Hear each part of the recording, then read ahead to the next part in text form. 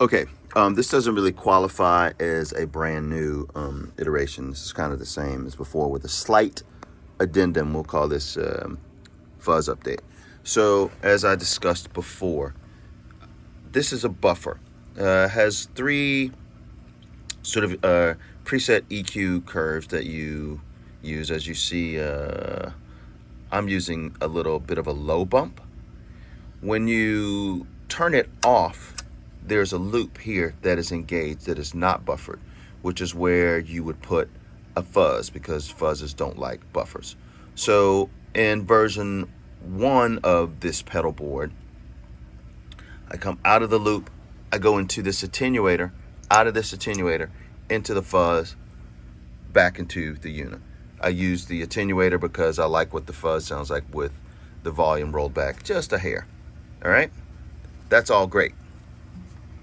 But I found that when you engage the loop, which is a fuzz thing, I lose this low end bump because none of this EQ stuff works then. So I was like, oh, well, how do I make up for the little low end hump that I had?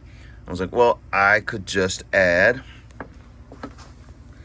the prism after the fuzz. But then I was like, I've kind of run out of pedalboard real estate. So then I had the idea that I would make an entirely separate fuzz board,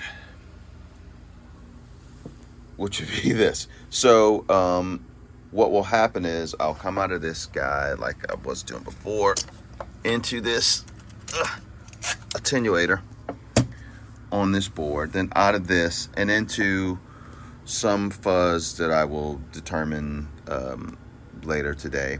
Out of all of that, out of whatever the single fuzz is, into the prism, which will allow me to shape the tone of the fuzz a little bit, and then back into here. The other cool thing about this approach is that if I don't want to do fuzz stuff with an octave or if I don't want to use that for the gig, I could just take this whole thing away. I feel like I'll always need those things.